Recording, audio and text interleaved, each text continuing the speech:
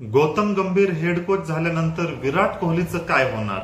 विराट कोहलीला जेवढं एक्सपेक्टेड होतं तेवढे दिवस तो क्रिकेट खेळेल का नाही, असा पण प्रश्न लोक उपस्थित करत आहेत. कारण तुम्हाला पण माहित आहे की गौतम गंभीर आणि विराट कोहलीचं काय मॅटर आहे नक्की.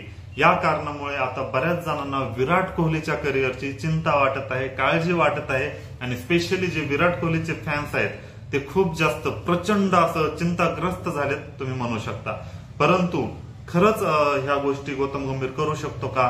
विराट कोहलीला डावलू शकतो का? तर याचं पण उत्तर आहे की गौतम गंभीरनं चक्क इशाराच दिलेला आहे. एक प्रकारे विराट कोहलीला टॉन्ट मारलेला आहे. आणि या गोष्टीमुळे आता तर जास्त लोक चिंता करत आहेत की खरंच गौतम गंभीरच्या काळामध्ये विराट कोहली टिकेल का नाही. तर हीच गोष्ट आपण समजून घेऊया.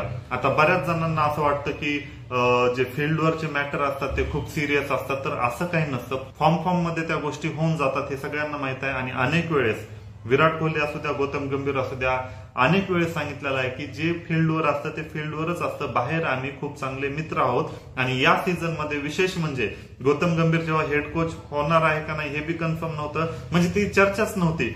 तेव्हा गौतम गंभीरने स्वतः जाऊन विराट कोहली सोबत हात मिळवला होता आणि एक प्रकारे असं दाखवून दिलं होतं की आता त्यांच्यामध्ये कसल्याच प्रकारचे वाद नाहीत. आणि विशेष म्हणजे विराट कोहलीला जेव्हा एका इंटरव्ह्यू मध्ये विचारण्यात आलं की गौतम गंभीरचं नक्की तुमचं काय बोलणं झालं, विराट कोहलीनं त्यावर सांगितलं की आता अनेक जणांना जे मसाला भेटणार होता ते संपला, यामुळे लोक बरेच जण माझ्यावर नाराज आहेत. म्हणजेच गौतम गंभीर आणि विराट कोहलीचं जे मॅटर होता त्याच्यामुळे जास्त टीआरपी भेटायची. आणि जेव्हा विराट कोहलीला विचारण्यात आला आता तुमच्यातला वाद मिटला का, तर यावर स्पष्ट गोतीबाई त्यानं म्हटलं. विशेष म्हणजे गोतीबाई म्हटल्यानंतर जे ऑडियन्स बसलेले होते त्यांनी प्रचंड आवाज किंवा गर्दा केला. म्हणजे एक प्रकारे आश्चर्य केलं की गोतीबाई कसं काय म्हटला.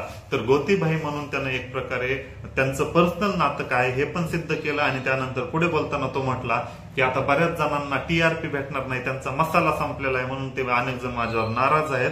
तर हे एक झालं की त्यांच्यात आता काही प्रॉब्लेम नाहीत. परंतु तरी पण बरेच जण असं डाऊट घेत आहेत की गौतम गंभीरच्या काळामध्ये विराट कोहली टिकेल का नाही. तर मी तुम्हाला स्पष्ट सांगतो की अशा प्रकारचे मॅटर नसतातच. पर्सनल लेवलचा राग कोणीच काढू शकत नाही, ते पण विराट कोहली सारख्या प्लेअरला डावलणं शक्यच नाही. गौतम गंभीरच्या हातात जरी सगळी पॉवर दिलेली असेल तरी सुद्धा तो विराट कोहलीला डावलू शकत नाही. परंतु गौतम गंभीरनं काल परवा जे एक स्टेटमेंट दिलं आहे त्याच्यामुळं अनेक जणांना चिंता वाटत आहे, ती अशा प्रकारची की गौतम गंभीरने सांगितलं आहे की पर्सनल माइलस्टोनची जागा नाही टीम मध्ये.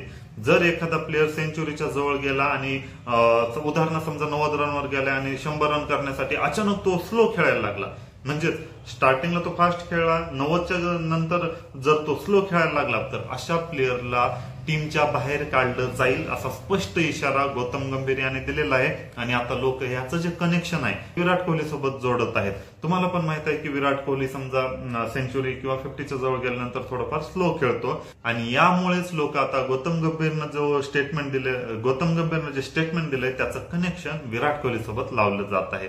तर तुम्हाला काय वाटतं, खरंच या कारणामुळे गौतम गंभीर विराट कोहलीला बाहेर काढू शकतो का? तर नाही काढू शकत.